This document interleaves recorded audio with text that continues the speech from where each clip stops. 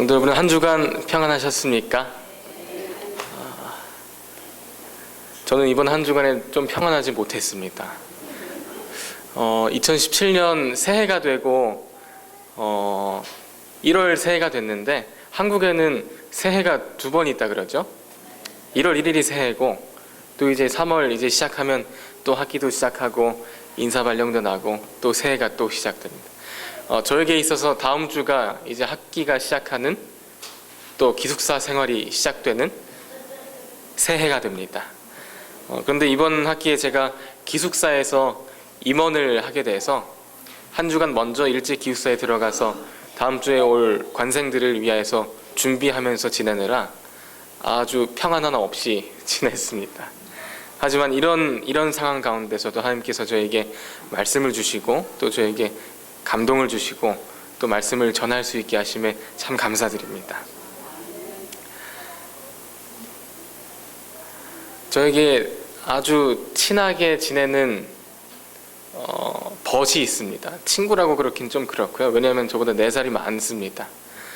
형님인데 제가 아주 가까이 지내고 좋아하는 형입니다.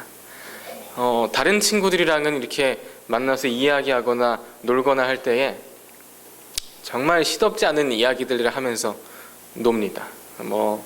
정말 중요하진 않은 이야기들 하면서 노는데 이 형님과는 만나면은 무슨 얘기를 하냐면 성경 이야기를 합니다. 저는 그런 교우 관계를 어디 교과서에서나 봤었거든요.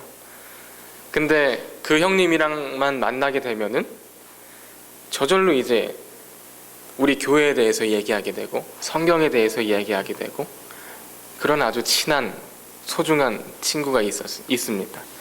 이제 그 형님과 학교에서 이렇게 캠퍼스를 걸어 다니면서 이야기를 많이 합니다. 근데 어느 날은 에스더서에 대해서 서로 이야기를 하면서 논쟁이 이렇게 커졌습니다. 그렇게 걷다가 삼육대학교 캠퍼스를 걷다가 불암산 저기 정상까지 올라가기도 했습니다. 그러면서 그 형과 나눴던 이야기들 또 그때 받았던 은혜들 그런 이야기들을 지금 이 시간에 성도님들과 함께 나누려고 합니다. 오늘 설교의 제목이 없이 계신 하나님입니다. 부목사님께서 말씀하셨듯이 설교법을 제가 배웁니다. 설교에는 연역적 설교와 귀납적 설교가 있는데 저는 오늘 귀납적 설교를 할 겁니다. 귀납적 설교라는 이제 말하고자 하는 게 저 뒤에 가서 나오는 그런 설교입니다. 그래서 처음부터 끝까지 잘 듣고 있어야지 뒤에 가서 이 말 하려는 거였구나 라고 알 수 있습니다. 이 없이 계신 하나님이란 이 제목도 뒤에 가야지 하고 알 수 있는 내용입니다. 에스더서 1장 1절입니다. 더 편하게 더 쉽게 들으시라고 제가 세번역 성경으로 가지고 왔습니다. 한번 함께 읽어보겠습니다. 시작. 아하수에로 왕 때에 있은 일이다. 아하수에로는 인도에서 에티오피아에 이르기까지 127지방을 다스린 왕이다. 에스더 1장 1절은 오늘날 독자들에게 이 시대의 상황이 어땠는지 얘기해주고 있습니다. 아하수에로 왕 때에 있은 일이다. 곧 아하수에로가 왕으로 있었던 페르시아 시대를 이야기하고 있는 것입니다. 우리는 다니엘서 2장을 잘 알고 있습니다. 다니엘서 2장에 무슨 내용이 나오죠? 이렇게 큰 그 신상이 나옵니다. 그 신상에서 페르시아라는 나라가 나오죠. 머리 금나라인 바벨론, 그 다음 나라 은나라인 페르시아.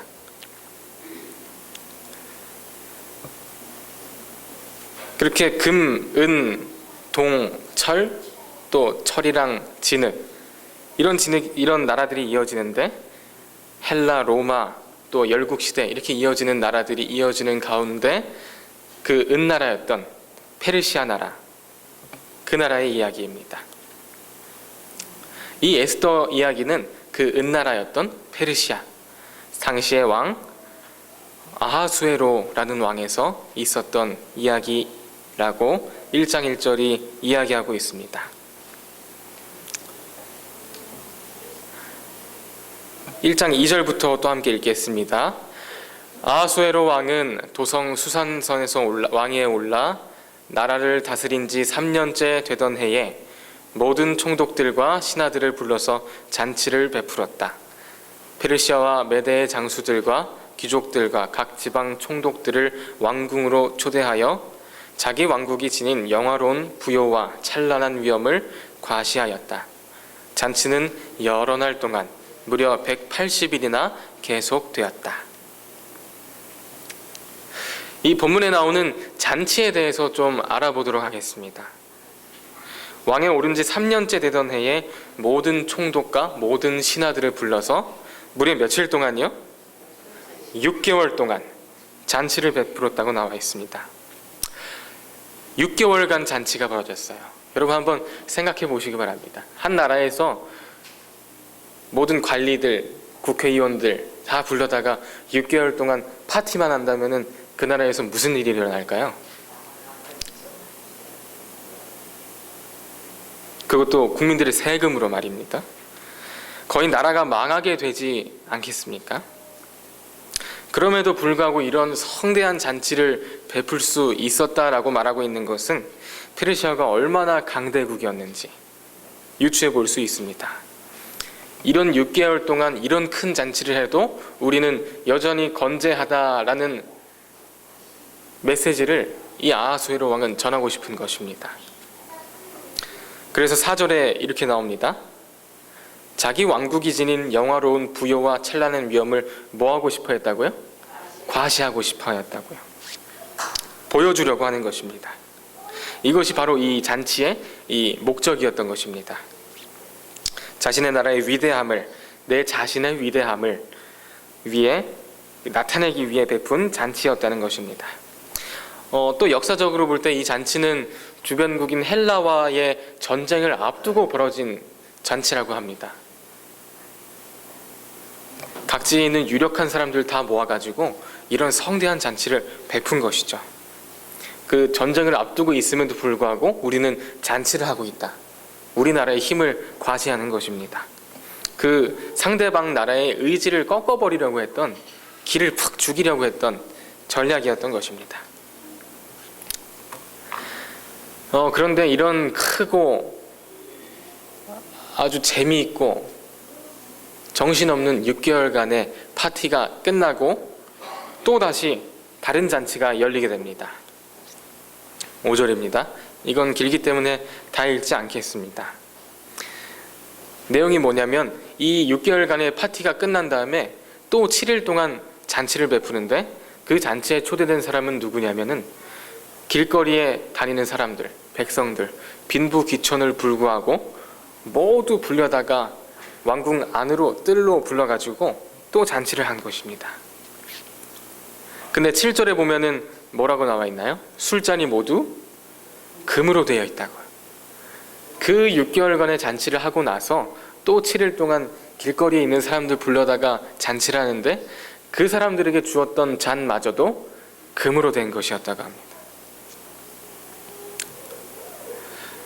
보통 화려한 잔치가 아니었다는 것을 볼 수 있습니다. 여러분, 만약 내가 이 잔치에 참여하게 됐다면은 모든 사람들이 공통적으로 가지게 되는 생각이 있을 것입니다. 그게 무엇일까요?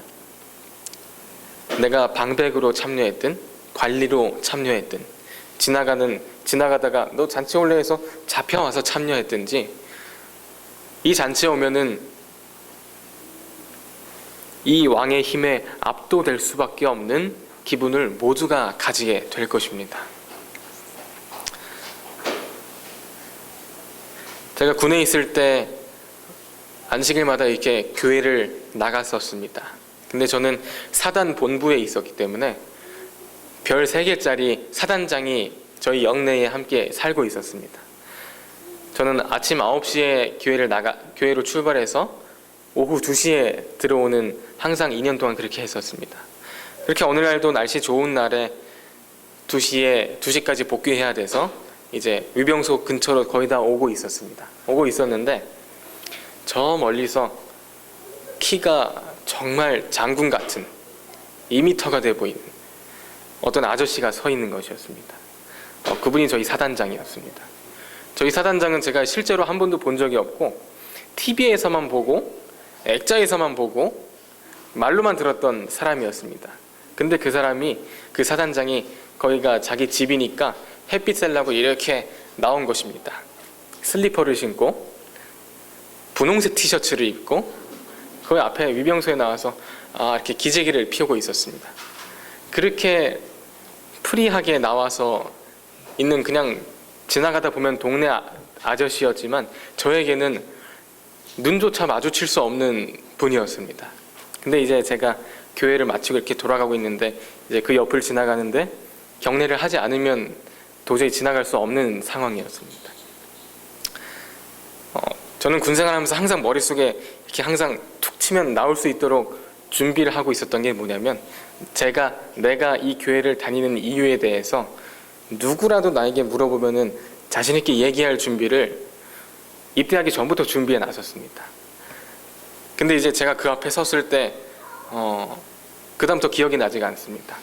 경례한 것까지 기억이 나고 그 다음부터 뭐라고 말했는지 기억이 나지 않습니다. 이렇게 악수를 한 것까지 기억이 나고요. 기억이 나는 건 제가 그 앞에서 열심히 변명하고 있었다는 게 기억이 납니다. 제가 그렇게 열심히 기도하고 준비하고 배우고 연습했던 내용들을 사단장님이 너는 왜 토요일에 교회를 가냐? 물어봤을 때 대답하지 못하고 그 앞에서 변명만 하고 있었던 것을 제가 기억합니다. 엄청 지위가 높은 사람의 앞에 섰을 때 그 앞에 선 사람은 기가 죽게 됩니다.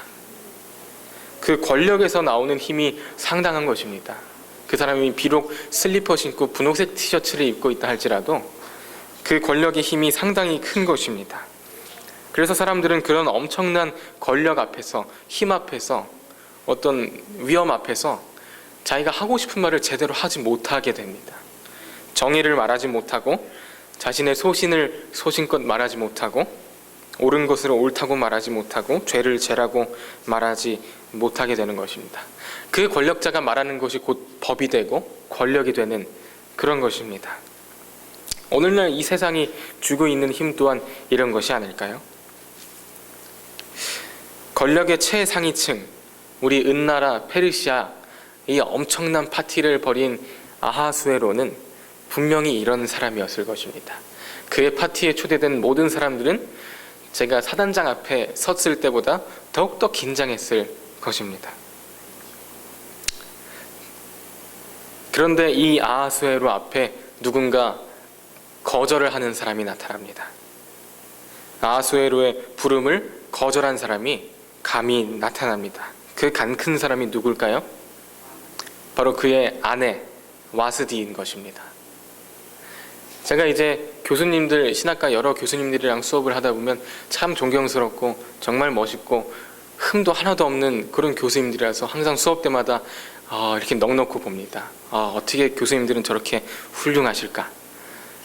그런데 이제 또 다른 이야기를 듣고 그분들의 이렇게 사진을 보다 보면은 참 아내분 앞에서는 귀여우신 분이시고 한마디도 못하는 분이시고 항상 아내 말은 잘 들으시는 그런 분임을 제가 보고 참 인간미를 느꼈던 적이 있습니다. 아하수에로 역시 그랬던 것 같아요. 이 왕은 오늘날 크세르크스라는 이름으로 더 역사적으로 잘 알려져 있습니다. 영화 300이라는 영화에 나오는 그 왕입니다. 그 영화에 나오는 왕이 에스더의 남편인 크세르크스입니다. 역사가 헤로도토스라고 하는 역사가는 아하수에로의 성격을 이렇게 말합니다. 성급하고 신경질적이며 호색적인 성격의 소유자라고 역사가가 이 왕에 대해서 평가하고 있습니다. 그런데 만약에 아내가 이 사람의 말을 거절했다면 어떻게 될까요? 성격도 별로 좋지 않고 신경질적이고 또 이 당시에 황제들의 말 한마디는 그게 법이었고 그 사람이 신이었습니다. 그가 말하는 것은 반드시 들어야 되고 그렇지 않으면 그에게는 죽음밖에 없는 것이었습니다. 그런데 그때 왕비 와스디가 왕의 말을 거역했습니다. 이 막강한 나라, 그 막강한 나라에 왕, 그리고 그의 아내, 그리고 그가 그 왕의 말을 거절하고.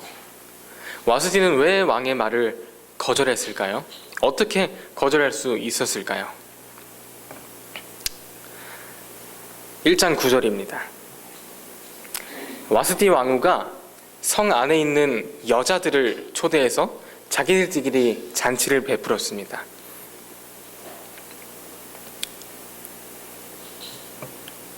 이 와스디의 잔치는 6개월 동안 있었던 그 성대한 잔치의 끝에 있었던 일이라고 본문은 말하고 있습니다. 역사책에서 보면은 알 수 있는 사실인데요. 또 제가 제 그 친한 형님과 얘기하면서 알 수 있었던 사실인데, 고대의 술잔치는 여러 가지 아주 문란하고 아주 지저분하고 아주 그런 일들이 벌어지는 장소로 유명합니다. 아마도 이 당시에도 이 파티도 그렇게 퇴폐적인 장소가 되어 있을 것이라고 충분히 생각할 수가 있습니다. 와스디가 왕의 물음을 거절하고 자기 마음대로 행동했던 이 사실 때문에 그 옆에 있던 내시들이 왕한테 가서 막 얘기를 합니다. 내시들을 시켜서 전달한 나 아하수에로의 왕명을 와스디 왕후가 따르지 않았으니 이를 법대로 하면 어떻게 처리해야 하고, 이렇게 그 내시들이 얘기한 겁니다. 이 와스디를 폐위시키기 위해서, 자기 눈밖에 난 와스디를 폐위시키기 위해서 왕을 설득하는 것입니다. 그래서 이 왕의 분노가 걷잡을 수 없이 늘어날 것이라고 내시들이 왕을 설득하고 있습니다. 왕은 이러한 내시들의 의견을 좋게 여기고 와스디를 폐위하기로 결정합니다. 이 사건에서 와스디의 의견은 한마디도 나오지 않습니다. 이 왕비가 폐위되고 내시들이 고발하고 이런 장면에서 와스디의 말은 한마디도 성경에 나오지 않습니다. 와스디가 왜 그 말을 거절하고 내 마음대로 파티를 열었고 이런 거를 해명하는 어떤 장면이 나오지가 않습니다. 말하자면 이 고대 사회에서 여자는 그렇게 멸시받는 존재였다는 사실을 얘기하고 있는 것입니다. 약자의 목소리는 들리지 않는다는 것을 얘기하고 있는 것입니다. 아무리 왕의 아내라고 해도 말입니다.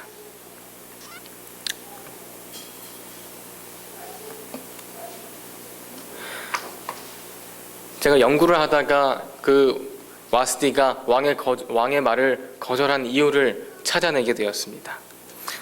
와스디의 새로운 모습을 제가 보게 되었습니다. 지금까지는 그냥 와스디는 폐위되고 그 다음에 에스더가 올라오게 된 그런 왕비로 알고 있었는데, 새롭게 알게 된 사실이 있습니다. 이렇게 술에 취하고 권력에 취하고 제정신이 아닌 그 사람들, 그런 남성들 술 파티를 벌이고 있는 그런 사이에서 성노동자를 고용하기도 하고 또 문란한 파티를 즐기고 있을 때 그 궁 안에 있던 여자들을 보호하기 위해서 따로 여자들을 불러서 자기들끼리 파티를 한 것입니다. 그러니까 막 성노동자들이 그 술 파티에 막 와 있고 그런 분위기에서 와스디가 그 분위기를 눈치채고 여자들을 불러서 자기들끼리 파티를 연 것입니다. 그래서 술에 만취한 아하수에로 왕이 자신을 부를 때에 나아가지 않았던 것입니다. 만취한 남성들의 시선이 이 절세 미녀인 와스디를 볼 때에 정상적으로 보지 못하는 상태였을 것입니다. 거기 많은 남성들이 있었을 것인데요. 와스디가 그 자리에서 어떤 일을 당하게 될지는 아무도 모르는 것이었습니다. 아하수에로 왕도 이 술에 취해서 많은 사람들 앞에서 어떤 일을 벌일지 알 수 없는 상황이었을 것입니다. 만약에 그렇게 돼서 왕후가 망신을 당한다면, 혹은 아하수에로 왕이 망신을 당한다면 누가 망신을 당하는 거예요? 이 나라가, 아하수에로 왕이 망신을 당하는 것입니다. 그래서 와스디는 왕과 자신과 그 나라를 위해서 그 자리에 나가지 않았던 것입니다. 혹시 모를 불의의 사건들을 방지하기 위해서 여자들을 다 불러다가 자기들끼리 이 잔치를 벌였던 것입니다. 근데 이러한 내용을 해명하는 장면은 성경에 나오지 않습니다. 힘 있는 자와 약자와의 소통이 단절된 것이었습니다. 제가 지금까지 말씀드린 이 에스더 1장의 이야기에 어떤 내용들이 있나요? 분위기가 어떤가요? 술 파티, 막강한 부와 권력, 또 힘, 또 주종 관계. 왕의 권력에 대한 이야기입니다. 자신의 힘과 능력을 과시하는 아하수에로. 와스디를 왜 잔치에 데려오라고 했냐면은 이렇게 막강한 부와 권력을 가지고 있는 나 아하수에로는 이렇게 절세 미녀인 아내도 가지고 있다라는 것을 보여주기 위함이었습니다. 이렇게 권력에 대한 이야기가 에스더 1장에 잔뜩 나옵니다. 그리고 또 잔치에 대한 이야기가 있습니다. 무슨 잔치예요? 술잔치. 오늘날로 말하면 술 파티라는 것입니다. 아주 높으신 분들의 퇴폐적인 그런 술 모임, 일반 평민들을 위해 열어놓은 클럽, 이런 것입니다.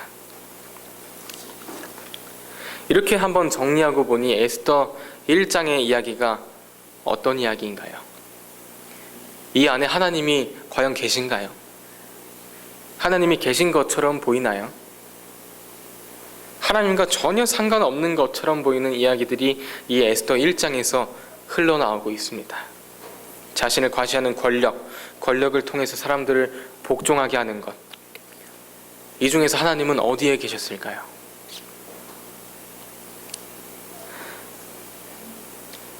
하나님은 마치 없는 것처럼 보입니다. 하나님이 부재 상태에 있는 것처럼 보인다는 것입니다. 하나님이 세상에 침묵하고 있는 것처럼 보입니다. 신기한 사실이 뭔지 아세요? 에스더서에는 하나님이란 이름이 한 번도 등장하지 않습니다.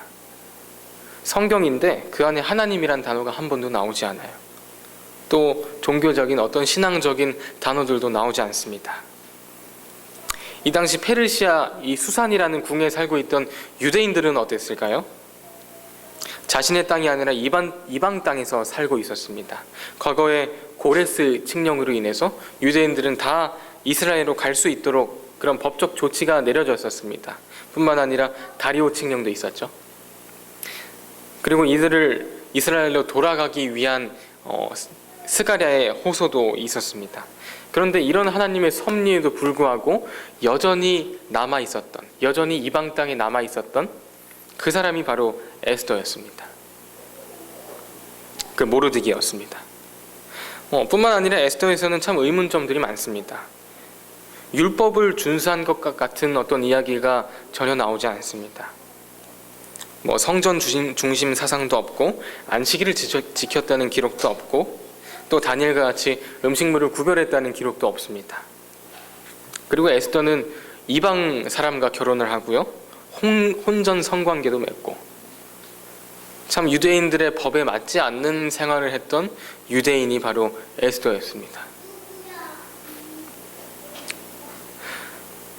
이곳에 남아있는 유대인들의 심정이 어땠을까요?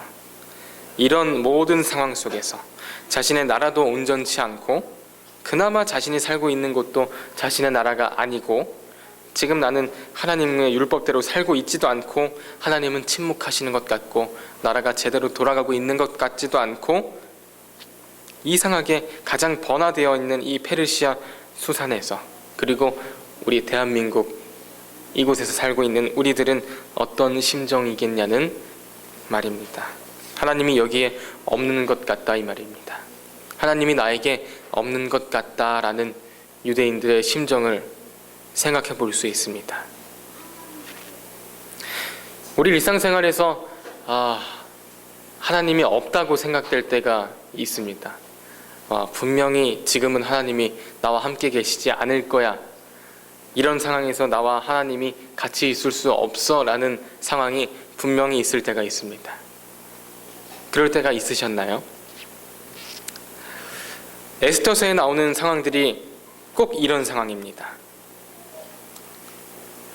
근데 흥미로운 부분이 이제부터 시작됩니다. 지금까지는 제가 쭉 이야기를 드렸고 이제 제 설교의 마지막 부분이어서 이제 잘 들으셔야 되는 부분이 이제 나옵니다. 아주 흥미로운 부분이 이제 나옵니다. 권력과 술과 성적인 문란함, 전혀 하나님과 상관없어 보이는 이런 것들, 그런데 이런 아하수에로의 권력이 없었다면 술파티가 벌어질 수 없었겠죠? 그 술파티가 없었다면 와스디의 폐위가 있을 수 없었겠죠? 와스디의 폐위가 없었다면 뭐가 없었을까요? 에스더가 왕후가 되는 일이 없었을 것입니다. 에스더가 왕후가 되지 못했다면 유대인이 위기에 처했을 때 아하수에로에게서 구해낼 방법이 없었을 것입니다. 권력, 술, 성적인 물함한 이런 것들이 어디까지 이어지나요? 모두 멸절당할 뻔한 상황에 있었던 유대인들이 하나님의 능력으로 구원받게 되는 일까지 일어나는 것입니다. 전혀 하나님과 상관없어 보이는 일들을 통해서 하나님께서 일하신다는 사실입니다. 그리고 한 가지 더 말씀드리자면은 에스더는 전혀 하나님의 율법대로 살아가지 않은 사람처럼 보입니다. 세상과 타협하고 살아가는 신앙인처럼 보입니다. 이것이 오늘날 우리에게 무엇을 말하고 있습니까? 여기에는 하나님이 계시지 않을 거야. 지금 내 상황에는 하나님이 개입할 수 없으실 거야 라고 하는 이러한 상황 속에서도 하나님은 다 일을 하고 계시다는 사실입니다. 다 나를 알고 계셔서 나를 통해서 이루실 역사를 알고 계시다는 사실입니다. 제가 기숙사 일 때문에 참 저번 한 주 동안 바쁘게 지냈다고 말씀드렸습니다. 제가 하는 일 중에 하나가 240명 정도 되는 가량의 그 기숙사생들의 방을 짜는 것입니다. 누구는 몇 호, 누구는 몇 호, 누구는 누구랑 같이 살고, 누구는 1층, 그런 걸 짜는 것인데 제가 이거를 새벽까지 골머리 짜면서 짰습니다. 왜냐하면 그 입사 신청서를 낼 때 같이 살고 싶은 사람을 써서 이렇게 내거든요. 1지망, 2지망, 3지망. 또 뭐 여러 가지 불평, 불만 사안들 다 적어서 내기 때문에 그 방 배정이 굉장히 중요한 일입니다. 이제 다음 주 일요일이면은 학생들이 들어와서 바로 방에 들어가야 되는데 아직도 관비를 다 납부하지 않고, 아직도 사이가 좋았는데 갑자기 싸워서 이 사람이랑 살고 싶었는데 갑자기 또 떨어뜨려 달라고 그런 말을 하고, 예배 시작하기 전까지 그런 전화가 저한테 왔었습니다. 그래서 제가 아주 참 마음이 무거웠었습니다.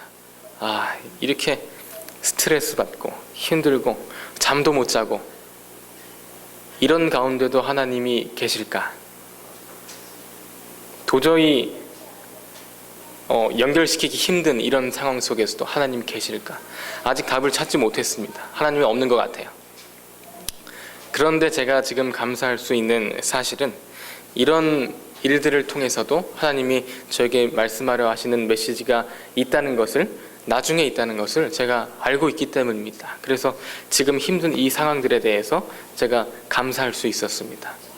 그래서 이 설교단에 올라오기 전까지 그런 전화를 받으면서 참 고민이 많았었는데, 기도하면서 이 설교 말씀을 생각하면서 그런 마음이 싹 사라지게 되었습니다.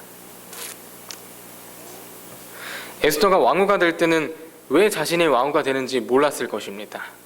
그런데 하나님께서는 우리가 이해하지 못하는 술, 권력 이런 것들을 통해서 에스더가 왕후가 될 길을 열고 왕후가 되게끔 이끄시고 계셨던 것입니다. 이것은 곧 내가 어떤 상황에 있든지 하나님께서 나의 삶을 인도하고 계시다는 사실입니다. 정말 중요한 것이 여기 있습니다. 이런 하나님의 역사를 세상 밖으로 드러나게 하는 것이 있어요. 하나님께서 아무리 나에 대해서 계획을 많이 세우고 내 앞길을 다 착착착착 밟아 나가실지라도 그 하나님을 세상 밖으로 드러내게 할 수 있는 조건이 있습니다. 지금 하나님의 계획의 끝은 이 에스더가 왕후가 되는 것이 아니죠. 에스더의 신분이 높아지는 게 하나님의 목적이 아닙니다. 하나님의 계획은 유대인을 구원하는 것이 하나님의 계획입니다. 우리는 뭐 좋은 대학에 가거나 직장에 취직하거나 또 좋은 것으로 더 향해 가는 것이 내 기도의 응답이고 하나님의 계획이라고 생각하지만, 내가 열심히 기도하던 이번 학기에 성적 4점 몇을 받게 해주세요 라고 기도했을 때 그 기도가 이루어지면은 이게 하나님의 응답이라고 생각이 되지만, 하나님은 그런 계획을 통해서 결국 사람을 구원하기 위한 계획을 세우시고 있다는 사실입니다. 근데 이것이 발휘되기 위해서 중요한 것이 무엇이냐? 화이트웨이는 이렇게 말하고 있습니다. 하나님께서 선지자왕 602페이지입니다. 하나님께서 회개한 그분의 백성들을 위해 놀라운 일을 해내셨다. 다시 한번요. 하나님께서 회개한 그분의 백성들을 위해 놀라운 일을 해내셨다. 어떤 백성들을 위해서요? 회개한 백성들이요. 그 백성들이 회개하지 않았더라면 놀라운 일을 할 수 있었을까요? 없었을까요? 우리가 하나님의 세상의 무대 밖에서 우리 삶 속으로, 우리 세상으로 불러들일 수 있는 그 유일한 열쇠는 회개하는 것이라고 말하고 있습니다. 에스더가 왕 앞에 나가기 전에 회개하고 금식하고 나아갔던 것처럼 말입니다. 하나님께서는 언제나 사람을 통해서 일하십니다. 하나님의 역사는 사람을 통해서만 이루어질 수 있게 되어 있습니다. 그런데 하나님께서 사용하시는 사람은 회개, 곧 하나님께로 돌아온 사람입니다. 또한 감사하는 사람입니다. 어떤 상황이 주어지든 간에 전혀 하나님이 보이지 않을 것 같은 상황을 속에서 놓여진 사람일지라도 그 사람이 감사하고 회개한다면 하나님께서 그 사람을 통해서 그분의 뜻을 이루실 것입니다. 왜냐하면 하나님께서는 그분의 역사를 우리를 통해 드러내시려 할 때에 강제적으로 하지 않으시기 때문입니다. 우리가 회개하고 하나님을 받아들여야지만 하나님의 역사가 이루어지게 되는 것입니다. 사랑하는 성도 여러분, 하나님께서는 우리가 생각하기에 보이지 않는 것처럼 일이 꼬이고 아직도 꼬여있고 앞으로도 꼬여서 풀릴 일이 보이지 않는 그런 길들을 통해서 우리에게 역사하시고 사람을 구원할 방법을 마련하고 계십니다. 지금 이 순간에도 그렇게 하고 계십니다. 언제나 우리와 함께 계시고 언제나 우리를 위해서 예비하고 계신 하나님이라는 사실입니다. 이것이 바로 없이 계신 하나님입니다. 제목에서 말씀드렸듯이 없이 계신 하나님입니다. 없듯이 계신 하나님. 없는 것 같지만 없는 것은 아닙니다. 없이 계신 하나님. 말씀을 마치겠습니다.